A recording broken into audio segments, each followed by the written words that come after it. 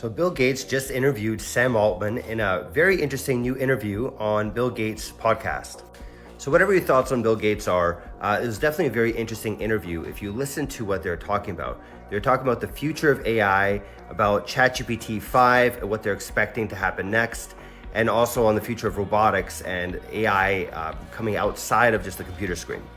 So a few highlights from the conversation. So first of all, they talked about ChatGPT 5 and what to expect. And Sam Altman actually said what to expect in GPT-5 is more of this multimodal stuff, which if you don't know what that means, basically it's doing voice, it's doing images. He even talked about doing video. So potentially you might see some stuff with video in GPT-5, but definitely huge improvements on the voice front, definitely huge improvements on the image front.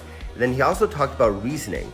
And this is another video that I made back in the day about Q-Star and how they made this whole breakthrough. And he actually alluded to it again in this video where he's saying that GPT-5 is going to be a lot better at reasoning than the previous version, which is the current one, GPT-4.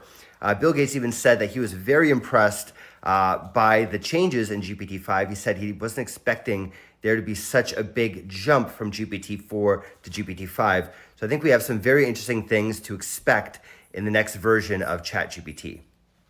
Another very interesting thing that they talked about is also robotics and how they're planning to use AI in robotics. Now, if you don't know the history, Sam Altman actually tried to make an AI robotics company back in the day. That's kind of how OpenAI started off. They're trying to do, what if we make robots and what if we kind of, change the world in that direction. They decided it was too hard and went with the road where ChatGPT eventually ended up, right? But now he's starting to say that the problems that they had before, because they had issues before with robotics where it was really hard to kind of get the robots to work. He said there are also issues with the joints working and things like that. However, what he's saying is that now what they're planning to do is integrate things like ChatGPT with robotics. So if you can imagine some of the new stuff that's happening right now, where they're able to actually make robots move, and I don't know if you've seen the Tesla robot and all that.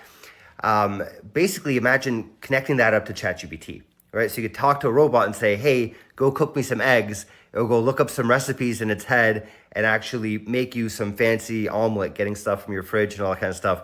Maybe even in the course of all that, maybe even connecting to Amazon, automatically ordering you the ingredients.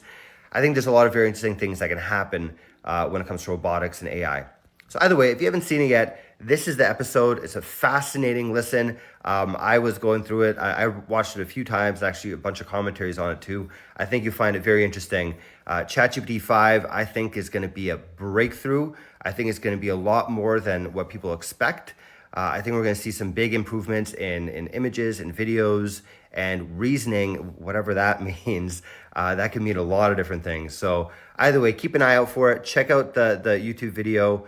And let me know what you think. Do you think this is an opportunity to maybe invest in some Microsoft stock because they're so closely tied to OpenAI? Do you think that some of this stuff is overblown? Let me know what you think about all this stuff going on in AI around Bill Gates and Sam Altman. Put in the comments and let me know.